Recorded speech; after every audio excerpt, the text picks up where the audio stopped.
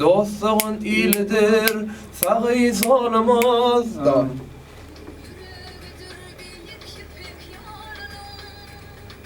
Dostluğun iyilidir, sağı solumuz. O, şunu doğumladı mı? Gülüyor Ali. Tamam. Mikrofonu düş. Dostluğun iyilidir, sağı solumuz. Neyli? Şunu ağzını açmay. Görüyor musun? Nana mokta. Dostluğun iyilidir, sağı solumuz. Ağzını aç. Arkayın duyuyor musun? Aşağıdan aytmadım. Dostluğun iyilidir, sağı solumuz.